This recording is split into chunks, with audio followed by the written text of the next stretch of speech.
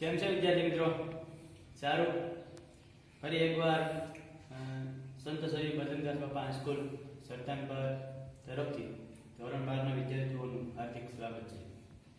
મિત્રો, આજે આપણે ભૂગોળની અંદર જે ત્રીજો પાઠ છે ખૂબ મહત્વનો છે, એના વિશે અભ્યાસ કરવો છે. માનવીની પ્રાથમિક અને દ્વિતીય પ્રવૃત્તિઓ. મિત્રો, આ જ સિરીઝની અંદર ચોથો અને પાંચમો પાઠ છે. આ પાઠની અંદર આપણે જે ભણવાનું છે એ પ્રાથમિક અને દ્વિતીય પ્રવૃત્તિનો અભ્યાસ કરીશું. પછીનો જે ચોથો પાઠ છે એમાં તૃતીય અને ચતુર્થ પ્રવૃત્તિનો પાઠ છે. પછીનો જે પાંચમો પાઠ છે એ પંચમ પ્રવૃત્તિનો છે. એટલે મિત્રો, આ પાંચ પ્રવૃત્તિઓ જો તમને સમજાય તો ભૂગોળના એક સાથે ત્રણ પાઠ છે એ તમારે ક્લિયર થઈ જાય. એટલે એનો અર્થ થયો કે એક પાઠમાંથી માનો કે 10 માર્કનું પૂછાય તો 30 માર્કના ત્રણ મહત્વના પાઠ છે એ તમારા માટે ખૂબ જ મોસ્ટ ટાઈમ બની શકે. મિત્રો, અહીંયા આપણે આ પાઠ જે છે માનવીની પ્રાથમિક અને દ્વિતીય પ્રવૃત્તિનો જે પાઠ છે, તો તમને સવાલ થતો હશે કે આ પ્રવૃત્તિ એટલે શું, આર્થિક પ્રવૃત્તિ એટલે શું? પહેલા તો એ તમને ખબર હોવી જોઈએ. તો આર્થિક પ્રવૃત્તિ એટલે કે જે પ્રવૃત્તિથી મનુષ્યને આવક પ્રાપ્ત થાય તેને શું કહેવાય? આર્થિક પ્રવૃત્તિ કહે છે. કે જે પ્રવૃત્તિથી મનુષ્યને કંઈક આવક મળે, માનો કે સવારે કામે ગયો હોય ને સાંજ પડે કંઈક પૈસા લઈને આવે તો એને આપણે શું કહીશું? આર્થિક પ્રવૃત્તિ કહેવામાં આવે છે. બરાબર? કંઈક નફાના હેતુથી કરવામાં આવતી દરેક પ્રકારની પ્રવૃત્તિને શું કહેવાય? આર્થિક પ્રવૃત્તિ કહેવામાં આવે છે. કંઈક એ રોજીરોટી મળે તો એને આપણે શું કહીશું? આર્થિક પ્રવૃત્તિ. એવા આ આર્થિક પ્રવૃત્તિના 5 પ્રકારો છે. કેટલા છે? 5. પરીક્ષામાં તમને પ્રશ્ન પૂછાય કે આર્થિક પ્રવૃત્તિનો અર્થ આપી તેના ટોટલ પ્રકારો જણાવો. ક્યાં તો કે જે પ્રવૃત્તિથી માનવીને આવક પ્રાપ્ત થતી હોય તેવી પ્રવૃત્તિને આર્થિક પ્રવૃત્તિ કહેવામાં આવે છે. તેના મુખ્ય 5 પ્રકારો છે: પ્રાથમિક, દ્વિતીય, તૃતીય, ચતુર્થ અને પંચમ. મિત્રો, અગાઉનું જે વિશ્વ હતું એ પ્રાથમિક પ્રવૃત્તિમાં હતું. ધીમે ધીમે વિશ્વની અંદર બદલાવ આવતો ગયો, પ્રવૃત્તિઓનું રૂપાંતર થતું ગયું, ફેરફાર થતો ગયો. ત્યારબાદ દ્વિતીય પ્રવૃત્તિઓ આવી, ધીમે ધીમે તૃતીય પ્રવૃત્તિ, હાલના સમયમાં તો ચતુર્થ અને પંચમ. આ 5 પ્રકારની પ્રવૃત્તિઓ છે એ આખા વર્લ્ડની અંદર ફેલાયેલી છે. મિત્રો, હવે આપણે આ 5 પ્રવૃત્તિની એક ટૂંકી યાદી છે એ જોઈ લઈએ. જોઈએ પ્રાથમિક પ્રવૃત્તિ. પ્રાથમિક પ્રવૃત્તિ એટલે કે માનવી શિકાર કરતો હોય, ખેતી કરતો હોય, જંગલની અંદર લાકડા ભેગા કરવા, પેદાશો ભેગી કરવી, પશુપાલન સાથે જોડાયેલો હોય, બરાબર, તેવી પ્રવૃત્તિને શું કહેશું? તો કે પ્રાથમિક પ્રવૃત્તિ કહેવામાં આવે છે. બરાબર. ત્યારબાદ દ્વિતીય પ્રવૃત્તિ. મિત્રો, દ્વિતીય પ્રવૃત્તિ એટલે કે જે કાચો માલ હોય એનું તૈયાર માલમાં જે રૂપાંતર કરવામાં આવે, પ્રોસેસ કરવામાં આવે અને જે માલ તૈયાર થાય, માનો કે ઉદ્યોગની અંદર આ બધી પ્રક્રિયાઓ થાય છે, જેને આપણે શું કહીશું? દ્વિતીય પ્રવૃત્તિ કહેવામાં આવે છે. જેમ કે રૂમાંથી કાપડ તૈયાર કરવું, બરાબર, શેરડીના રસમાંથી ખાંડ તૈયાર કરવી, બોક્સાઇટમાંથી એલ્યુમિનિયમ બનાવવું, જેવી પ્રવૃત્તિને આપણે શું કહીશું? તો કે દ્વિતીય પ્રવૃત્તિ કહેવામાં આવે છે. ત્યારબાદ ત્રીજું, તૃતીય પ્રવૃત્તિ એટલે શું? અહીંયા કિંમત ચૂકવીને આપણે જે સેવાઓ પ્રાપ્ત કરીએ છીએ તેવી તમામ પ્રકારની સેવાઓને શું કહીશું આપણે? તો કે તૃતીય પ્રવૃત્તિ કહેવામાં આવે છે. જેમ કે તમે અત્યારે શિક્ષણ લઈ રહ્યા છો, બરાબર, તો એમાં તમે ફીસ ભરો છો તો એના બદલે તમને શું મળે છે? શિક્ષણ. તો એક જ પ્રવૃત્તિ થઈ તૃતીય. એ જ રીતે મનોરંજન હોય, વીજળી હોય, ખાસ કરીને ટેલિવિઝન હોય, બરાબર છે, આ ઉપરાંત બેન્કિંગની સેવાઓ આવી જાય, પરિવહનની સેવાઓ આવે, દૂરસંચારની સેવાઓ આવે, ઘણી બધી સેવાઓ છે જેમાં તમારે કિંમત ચૂકવીને તમે કંઈક સેવાઓ પ્રાપ્ત કરો, જેને આપણે તૃતીય પ્રવૃત્તિ કહેવામાં આવે છે. બરાબર.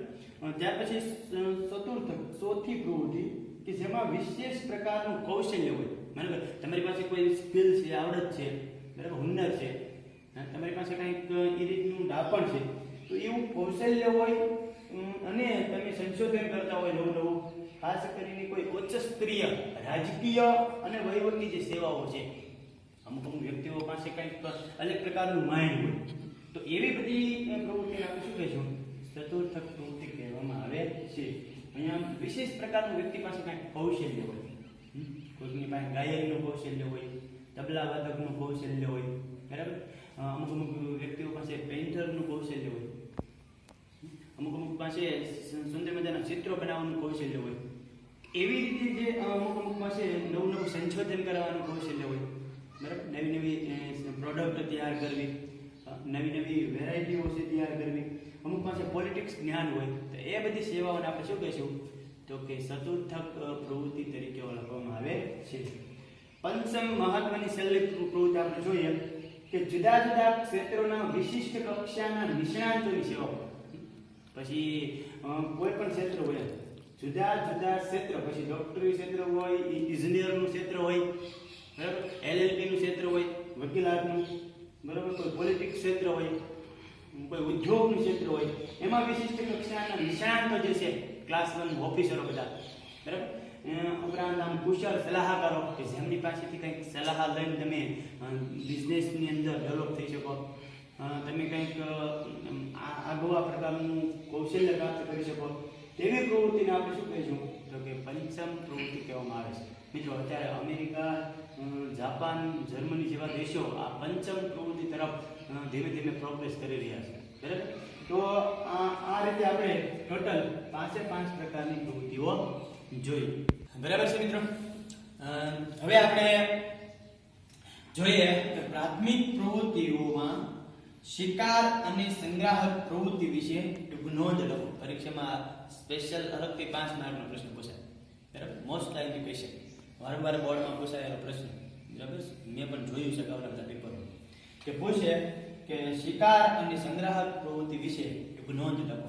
મિત્રો, પ્રાથમિક પ્રવૃત્તિની આપણે જે વાત કરી રહ્યા છીએ, તો કે એમાં વન્ય પેદાશો એકઠી કરવી, ખેતી કરવી, ખેતી સાથે જોડાયેલી કેટલીક આનુષંગિક પ્રવૃત્તિઓ કરીએ, પશુપાલન, મત્સ્યપાલન, બરાબર છે, દરિયાઓમાંથી માછલીઓ એકત્ર કરવી, આવી બધી પ્રાથમિક કક્ષાની જે પ્રવૃત્તિઓ થાય છે, જેને શું કહેવાય? પ્રાથમિક પ્રવૃત્તિઓ કહેવામાં આવે છે. મિત્રો, તમને નવાઈ થશે કે વિશ્વની અંદર જે સમૃદ્ધ રાષ્ટ્ર છે, વિકસિત, તેમાંથી માત્ર 5% લોકો આ પ્રવૃત્તિઓમાં જોડાયેલા છે. ભારત જેવા વિકાસશીલ દેશોમાં આ પ્રવૃત્તિની અંદર જોડાયેલા લોકોનું પ્રમાણ વિશેષ છે, બરાબર. જોઈએ આપણે શિકાર અને સંગ્રાહક પ્રવૃત્તિ. મિત્રો, વિશ્વની અંદર અગાઉ લોકો છે એ શિકાર અને સંગ્રાહક પ્રવૃત્તિની અંદર જોડાયેલા હતા. એ સમયે ખાસ કરીને કોઈ યંત્રોની શોધ થઈ નહોતી. પથ્થરમાંથી બનાવેલા છે એ ઓજારોમાંથી પોતાનો ખોરાક છે મેળવતા. ખાસ કરીને કોઈ જંગલમાં જાય, સમૂહમાં બધા જંગલમાં જાય, ત્યાં આ પથ્થરમાંથી કોઈ પ્રાણી ઉપર એટેક કરે અને એનું કાચું માંસ છે એ ખાતો. વૃક્ષોના પાંદડાઓ, વલકલથી એ વસ્ત્રો પહેરતો, બરાબર. એકદમ શું કહેવાય કે સાદું શ્રમ વિભાજન હતું. કોઈ પણ પ્રકારની પર્યાવરણની ખલેલ પહોંચાડ્યા વગર પોતાનું સ્વાશ્રય એટલે કે એવું જીવન જીવતું. પ્રદૂષણનો કોઈ પ્રશ્ન હતો નહીં, બરાબર. ખાસ કરીને આવી રીતે એકદમ સાદું શ્રમ વિભાજન હતું. બધા સમૂહમાં ભેગા થાય, શિકાર કરવો, સિમ્પલ ખેતી કરવી. એટલે આવી રીતે મનુષ્ય છે એ ખાસ કરીને આવી રીતે શિકાર અને સંગ્રહ, બરાબર. માનો કે જેટલો શિકાર કર્યો હોય એમાંથી એને જેટલું ભોજનની જરૂરિયાત છે એટલું ભોજન લઈ બાકીનું શિકારની વધારાની જે વસ્તુ છે એ સંગ્રહ કરતો, અને જ્યારે જરૂર પડે ત્યારે એ સંગ્રહ કરેલી વસ્તુઓ છે એનો ઉપયોગ કરતો, બરાબર છે. તો વિશ્વની અંદર આખી આ રીતની પેટર્ન હતી, બરાબર. મેં કીધું પથ્થરમાંથી ઓજારો તૈયાર કરવા, રખડતું ભટકતું જીવન ગાળવું, બરાબર. અને પોતે પોતાના પગ ઉપર ઉભો રહેતો અને આવી રીતે એકદમ સ્વાવલંબી જીવન જીવતો હતો. તમને એમ થતું છે કે વિશ્વમાં કયા કયા ખંડોમાં એવું થતું છે? તો કે ઓસ્ટ્રેલિયા, આફ્રિકા, ઉત્તર અમેરિકા, દક્ષિણ અમેરિકા, વિશ્વના જે મેન જે ખંડો છે ત્યાં આ પ્રકારનું જીવન છે માનવી પોતાનું ગાળતો. તમને એમ થતું છે કે ઓસ્ટ્રેલિયાના કયા એવા વિસ્તારો છે કે જ્યાં આ રીતના લોકો છે કે ઓસ્ટ્રેલિયાનો બ્લેક ફેલોઝ, આફ્રિકાના પિગ્મી લોકો, બરાબર ને. વિકલ્પોમાં એક માર્ક પૂછાય કે ઓસ્ટ્રેલિયાના કયા લોકો શિકાર અને સંગ્રાહક પ્રવૃત્તિ કરતા, તો કે બ્લેક ફેલોઝ, આફ્રિકાના પિગ્મી લોકો તથા બુશમેન લોકો, બરાબર. એ જ રીતે આપણે જોઈએ તો અલાસ્કા નામનો જે પ્રદેશ છે ત્યાં એક્સિમી લોકો આ રીતનું જીવન જીવતા. યુરોપ ખંડના લેપ લોકો, આ બધું મસ્ત આયેલું છે, જનરલ નોલેજમાં પણ તમને કામ લાગે એવું છે. અમેરિકાના રેર ઇન્ડિયન લોકો, બરાબર. તમને થતું છે કે આ બધા તો વિશ્વના રાષ્ટ્રો છે, તો ભારતના કયા છે, તો કે દક્ષિણ ભારતના પાલિયાન લોકો અને મલેશિયાના સેમાંગ લોકો. આ બધા લોકો શિકાર અને સંગ્રાહક પ્રવૃત્તિ તરીકે પોતાનું જીવન છે ગુજારતા, બરાબર. તો વિદ્યાર્થી મિત્રો, તો આજે આપણે માનવીની જે પ્રાથમિક અને દ્વિતીય પ્રવૃત્તિનો જે પાઠ છે એમાં આર્થિક પ્રવૃત્તિના 5 પ્રકારો જોયા, જે પૈકી પ્રાથમિક પ્રવૃત્તિમાં જે મેન મુદ્દો છે શિકાર અને સંગ્રાહક પ્રવૃત્તિ, તેના વિશે પણ માહિતી લીધી. વિડીયો તમને જરૂર ગમ્યો છે, વ્યવસ્થિત વિડીયો જોજો અને ચોક્કસ આમાંથી પાકું કરજો. નેક્સ્ટ વિડીયોની અંદર આપણે પ્રાથમિક પ્રવૃત્તિમાં અસ્થાયી પશુપાલન અને ખેતી વિશે થોડોક અભ્યાસ કરવો છે, બરાબર. ત્યાં સુધી રાખીએ. અસ્તુ, ધન્યવાદ. કેમ છે વિદ્યાર્થી મિત્રો? સારું. ફરી એકવાર સંત સરી ભજનદાસ બાપા હાઈસ્કૂલ સરતાનપર તરફથી ધોરણ 12 ના વિદ્યાર્થીઓનું હાર્દિક સ્વાગત છે. મિત્રો, આજે આપણે ભૂગોળની અંદર જે ત્રીજો પાઠ છે ખૂબ મહત્વનો છે, એના વિશે અભ્યાસ કરવો છે. માનવીની પ્રાથમિક અને દ્વિતીય પ્રવૃત્તિઓ. મિત્રો, આ જ સિરીઝની અંદર ચોથો અને 5મો પાઠ છે. આ પાઠની અંદર આપણે જે ભણવાનું છે એ પ્રાથમિક અને દ્વિતીય પ્રવૃત્તિનો અભ્યાસ કરીશું. પછીનો જે ચોથો પાઠ છે એમાં તૃતીય અને ચતુર્થ પ્રવૃત્તિનો પાઠ છે. પછીનો જે 5મો પાઠ છે એ પંચમ પ્રવૃત્તિનો છે. એટલે મિત્રો, આ 5 પ્રવૃત્તિઓ જો તમને સમજાય તો ભૂગોળના એક સાથે 3 પાઠ છે એ તમારે ક્લિયર થઈ જાય. એટલે એનો અર્થ થયો કે એક પાઠમાંથી માનો કે 10 માર્કનું પૂછાય તો 30 માર્કના 3 મહત્વના પાઠ છે એ તમારા માટે ખૂબ જ મોસ્ટ ટાઈમ બની શકે. મિત્રો, અહીંયા આપણે આ પાઠ જે છે માનવીની પ્રાથમિક અને દ્વિતીય પ્રવૃત્તિનો જે પાઠ છે, તો તમને સવાલ થતો હશે કે આ પ્રવૃત્તિ એટલે શું, આર્થિક પ્રવૃત્તિ એટલે શું? પહેલા તો એ તમને ખબર હોવી જોઈએ.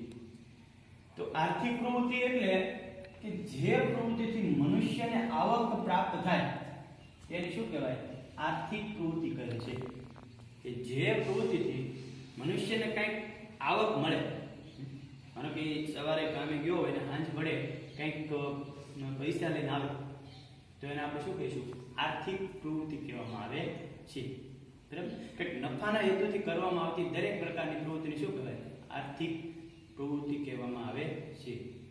કંઈક એ રોજીરોટી મળે તો એને આપણે શું કહીશું? આર્થિક પ્રવૃત્તિ. એવા આ આર્થિક પ્રવૃત્તિના 5 પ્રકારો છે. કેટલા છે? 5. પરીક્ષામાં તમને પ્રશ્ન પૂછાય કે આર્થિક પ્રવૃત્તિનો અર્થ આપી તેના ટોટલ પ્રકારો જણાવો. ક્યાં ક્યાં? તો કે જે પ્રવૃત્તિથી માનવીની આવક પ્રાપ્ત થતી હોય તેવી પ્રવૃત્તિને આર્થિક પ્રવૃત્તિ કહેવામાં આવે છે. તેના મુખ્ય 5 પ્રકારો છે: પ્રાથમિક, દ્વિતીય, તૃતીય, ચતુર્થ અને પંચમ. મિત્રો, અગાઉનું જે વિશ્વ હતું એ પ્રાથમિક પ્રવૃત્તિમાં હતું. ધીમે ધીમે વિશ્વની અંદર બદલાવ આવતો ગયો, પ્રવૃત્તિઓનું રૂપાંતર થતું ગયું, ફેરફાર થતો ગયો. ત્યારબાદ દ્વિતીય પ્રવૃત્તિઓ આવી, ધીમે ધીમે તૃતીય પ્રવૃત્તિ, હાલના સમયમાં તો ચતુર્થ અને પંચમ. આ 5 પ્રકારની પ્રવૃત્તિઓ છે એ આખા વર્લ્ડની અંદર ફેલાયેલી છે. મિત્રો, હવે આપણે આ 5 પ્રવૃત્તિની એક ટૂંકી યાદી છે એ જોઈ લઈએ. જોઈએ પ્રાથમિક પ્રવૃત્તિ. પ્રાથમિક પ્રવૃત્તિ એટલે કે માનવી શિકાર કરતો હોય, ખેતી કરતો હોય, જંગલની અંદર લાકડા ભેગા કરવા, પેદાશો ભેગી કરવી, પશુપાલન સાથે જોડાયેલો હોય, બરાબર. તેવી પ્રવૃત્તિને શું કહેશું? તો કે પ્રાથમિક પ્રવૃત્તિ કહેવામાં આવે છે, બરાબર. ત્યારબાદ દ્વિતીય પ્રવૃત્તિ. મિત્રો, દ્વિતીય પ્રવૃત્તિ એટલે કે જે કાચો માલ હોય એનું તૈયાર માલમાં જે રૂપાંતર કરવામાં આવે, પ્રોસેસ કરવામાં આવે અને જે માલ તૈયાર થાય, માનો કે ઉદ્યોગની અંદર આ બધી પ્રક્રિયાઓ થાય છે, જેને આપણે શું કહીશું? દ્વિતીય કે રૂમાંથી કાપડ તૈયાર કરવું, બરાબર, શેરડીના રસમાંથી ખાંડ તૈયાર કરવી, બોક્સાઇટમાંથી એલ્યુમિનિયમ બનાવવું જેવી પ્રવૃત્તિને આપણે શું કહીશું તો કે દ્વિતીય પ્રવૃત્તિ કહેવામાં આવે છે. ત્યારબાદ ત્રીજું તૃતીય પ્રવૃત્તિ એટલે શું? અહીંયા કિંમત ચૂકવીને આપણે જે સેવાઓ પ્રાપ્ત કરીએ છીએ તેવી તમામ પ્રકારની સેવાઓને શું કહીશું આપણે તો કે તૃતીય પ્રવૃત્તિ કહેવામાં આવે છે. જેમ કે તમે અત્યારે શિક્ષણ લઈ રહ્યા છો, બરાબર, તો એમાં તમે ફીસ ભરો છો તો એના બદલામાં તમને શું મળે છે? શિક્ષણ. તો એ કઈ પ્રવૃત્તિ થઈ? તૃતીય. એ જ રીતે મનોરંજન હોય, વીજળી હોય, ખાસ કરીને ટેલિવિઝન હોય, બરાબર છે, આ ઉપરાંત બેન્કિંગની સેવાઓ આવી જાય, પરિવહનની સેવાઓ આવે, દૂરસંચારની સેવાઓ આવે, ઘણી બધી સેવાઓ છે જેમાં તમારે કિંમત ચૂકવીને તમે કંઈક સેવાઓ પ્રાપ્ત કરો જેને આપણે તૃતીય પ્રવૃત્તિ કહેવામાં આવે છે, બરાબર. ત્યાર પછી ચોથી પ્રવૃત્તિ કે જેમાં વિશેષ પ્રકારનું કૌશલ્ય હોય, બરાબર. તમારી પાસે કોઈ સ્કિલ છે, આવડત છે, બરાબર, હુનર છે, તમારી પાસે કંઈક એ રીતનું ડાપણ છે, તો એવું કૌશલ્ય હોય અને તમે સંશોધન કરતા હોય નવું, ખાસ કરીને કોઈ ઉચ્ચ સ્તરીય રાજકીય અને વહીવટી જે સેવાઓ છે, અમુક વ્યક્તિઓ પાસે કંઈક અલગ પ્રકારનું માઇન્ડ હોય, તો એવી બધી પ્રવૃત્તિને આપણે શું કહીશું? ચતુર્થક પ્રવૃત્તિ કહેવામાં આવે છે. અહીંયા વિશેષ પ્રકારનું વ્યક્તિ પાસે કંઈક કૌશલ્ય હોય, કોઈકની પાસે ગાયનનું કૌશલ્ય હોય, તબલા વાદકનું કૌશલ્ય હોય, બરાબર, અમુક વ્યક્તિઓ પાસે પેઇન્ટરનું કૌશલ્ય હોય, અમુક પાસે સુંદર મજાના ચિત્રો બનાવવાનું કૌશલ્ય હોય, એવી રીતે જે અમુક પાસે નવું સંશોધન કરવાનું કૌશલ્ય હોય, બરાબર, નવી પ્રોડક્ટ તૈયાર કરવી, નવી વેરાયટીઓ છે તૈયાર કરવી, અમુક પાસે પોલિટિક્સ જ્ઞાન હોય, તો એ બધી સેવાઓને આપણે શું કહીશું તો કે ચતુર્થક પ્રવૃત્તિ તરીકે ઓળખવામાં આવે છે. પંચમ મહત્વની છેલ્લી પ્રવૃત્તિ આપણે જોઈએ કે જુદા જુદા ક્ષેત્રોના વિશિષ્ટ કક્ષાના નિષ્ણાતોની સેવાઓ. પછી કોઈ પણ ક્ષેત્ર હોય, જુદા જુદા ક્ષેત્ર, પછી ડોક્ટરી ક્ષેત્ર હોય, ઇજનેરનું ક્ષેત્ર હોય, બરાબર, એલએલબી નું ક્ષેત્ર હોય, વકીલાતનું, બરાબર, કોઈ પોલિટિક્સ ક્ષેત્ર હોય, કોઈ ઉદ્યોગનું ક્ષેત્ર હોય, એમાં વિશિષ્ટ કક્ષાના નિષ્ણાતો જે છે, ક્લાસ 1 ઓફિસરો બધા, બરાબર, ઉપરાંત આમ કુશળ સલાહકારો કે જેમની પાસેથી કંઈક સલાહ લઈને તમે બિઝનેસની અંદર ડેવલપ થઈ શકો, તમે કંઈક આગવા પ્રકારનું કૌશલ્ય પ્રાપ્ત કરી શકો, તેવી પ્રવૃત્તિને આપણે શું કહીશું તો કે પંચમ પ્રવૃત્તિ કહેવામાં આવે છે. મિત્રો, અત્યારે અમેરિકા, જાપાન, જર્મની જેવા દેશો આ પંચમ પ્રવૃત્તિ તરફ ધીમે ધીમે પ્રોગ્રેસ કરી રહ્યા છે, બરાબર. તો આ રીતે આપણે ટોટલ 5 પ્રકારની પ્રવૃત્તિઓ જોઈ, બરાબર છે મિત્રો. હવે આપણે જોઈએ કે પ્રાથમિક પ્રવૃત્તિઓમાં શિકાર અને સંગ્રાહક પ્રવૃત્તિ વિશે ટૂંક નોંધ લખો. પરીક્ષામાં સ્પેશિયલ અલગથી 5 માર્કનો પ્રશ્ન પૂછાય, બરાબર, મોસ્ટ લાઇકલી ક્વેશ્ચન, વારંવાર બોર્ડમાં પૂછાયેલો પ્રશ્ન, બરાબર. મેં પણ જોયું છે અગાઉના બધા પેપરો કે પૂછે કે શિકાર અને સંગ્રાહક પ્રવૃત્તિ વિશે ટૂંક નોંધ લખો. મિત્રો, પ્રાથમિક પ્રવૃત્તિની આપણે જે વાત કરી રહ્યા છીએ તો કે એમાં વન્ય પેદાશો એકઠી કરવી, ખેતી કરવી, ખેતી સાથે જોડાયેલી કેટલીક આનુષંગિક પ્રવૃત્તિઓ કરીએ, પશુપાલન, મત્સ્યપાલન, બરાબર છે, દરિયાઓમાંથી માછલીઓ એકત્ર કરવી, આવી બધી પ્રાથમિક કક્ષાની જે પ્રવૃત્તિઓ થાય છે જેને શું કહેવાય? પ્રાથમિક પ્રવૃત્તિઓ કહેવામાં આવે છે. મિત્રો, તમને નવાઈ થશે કે વિશ્વની અંદર જે સમૃદ્ધ રાષ્ટ્ર છે, વિકસિત, તેમાંથી માત્ર 5% લોકો આ પ્રવૃત્તિઓમાં જોડાયેલા છે. ભારત જેવા વિકાસશીલ દેશોમાં આ પ્રવૃત્તિની અંદર જોડાયેલા લોકોનું પ્રમાણ વિશેષ છે, બરાબર. જોઈએ આપણે શિકાર અને સંગ્રાહક પ્રવૃત્તિ. મિત્રો, વિશ્વની અંદર અગાઉ લોકો છે એ શિકાર અને સંગ્રાહક પ્રવૃત્તિની અંદર જોડાયેલા હતા. એ સમયે ખાસ કરીને કોઈ યંત્રોની શોધ થઈ નહોતી. પથ્થરમાંથી બનાવેલા છે એ ઓજારોમાંથી પોતાનો ખોરાક છે મેળવતા. ખાસ કરીને કોઈ જંગલમાં જાય, સમૂહમાં બધા જંગલમાં જાય, ત્યાં આ પથ્થરમાંથી કોઈ પ્રાણી ઉપર એટેક કરે અને એનું કાચું માંસ છે એ ખાતો. વૃક્ષોના પાંદડાઓ, વલકલ છે એ વસ્ત્રો પહેરતો, બરાબર. એકદમ શું કહેવાય કે સાદું શ્રમ વિભાજન હતું. કોઈ પણ પ્રકારની પર્યાવરણની ખલેલ પહોંચાડ્યા વગર પોતાનું સ્વાશ્રય એટલે કે એવું જીવન જીવતું. પ્રદૂષણનો કોઈ પ્રશ્ન હતો નહીં. બરાબર. ખાસ કરીને આવી રીતે એકદમ સાદું શ્રમ વિભાજન હતું. બધા સમૂહમાં ભેગા થાય, શિકાર કરવો, સિમ્પલ ખેતી કરવી. એટલે આવી રીતે મનુષ્ય છે એ ખાસ કરીને આવી રીતે શિકાર અને સંગ્રહ. બરાબર. માનો કે જેટલો શિકાર કર્યો હોય એમાંથી એને જેટલું ભોજનની જરૂરિયાત છે એટલું ભોજન લઈ બાકીનું શિકારની વધારાની જે વસ્તુ છે એ સંગ્રહ કરતો, અને જ્યારે જરૂર પડે ત્યારે એ સંગ્રહ કરેલી વસ્તુઓ છે એનો ઉપયોગ કરતો. બરાબર છે. તો વિશ્વની અંદર આખી આ રીતની પેટર્ન હતી. બરાબર. મેં કીધું પથ્થરમાંથી ઓજારો તૈયાર કરવા, રખડતું ભટકતું જીવન ગાળવું. બરાબર. અને પોતે પોતાના પગ ઉપર ઉભો રહેતો, અને આવી રીતે એકદમ સ્વાવલંબી જીવન જીવતો હતો. તમને એમ થતું છે કે વિશ્વમાં કયા કયા ખંડોમાં એવું થતું છે? તો કે ઓસ્ટ્રેલિયા, આફ્રિકા, ઉત્તર અમેરિકા, દક્ષિણ અમેરિકા, વિશ્વના જે મેન જે ખંડો છે ત્યાં આ પ્રકારનું જીવન છે માનવી પોતાનું ગાળતો. તમને એમ થતું છે કે ઓસ્ટ્રેલિયાના કયા એવા વિસ્તારો છે કે જ્યાં આ રીતના લોકો છે જીવન ગાળતા છે? તો કે ઓસ્ટ્રેલિયાનો બ્લેક ફેલોઝ, આફ્રિકાના પિગ્મી લોકો. બરાબર. તમને વિકલ્પોમાં એક માર્કમાં પૂછાય કે ઓસ્ટ્રેલિયાના કયા લોકો શિકાર અને સંગ્રહ પ્રવૃત્તિ કરતા? તો કે બ્લેક ફેલોઝ, આફ્રિકાના પિગ્મી લોકો તથા બુશમેન લોકો. બરાબર. એ જ રીતે આપણે જોઈએ તો અલાસ્કા નામનો જે પ્રદેશ છે ત્યાં એક્સિમી લોકો આ રીતનું જીવન જીવતા. યુરોપ ખંડના લેપ લોકો. આ બધું મસ્ત આયેલું છે, જનરલ નોલેજમાં પણ તમને કામ લાગે એવું છે. અમેરિકાના રેર ઇન્ડિયન લોકો. બરાબર. તમને થતું છે કે આ બધા તો વિશ્વના રાષ્ટ્ર છે, તો ભારતના કયા છે? તો કે દક્ષિણ ભારતના પાલિયાન લોકો અને મલેશિયાના સેમાંગ લોકો.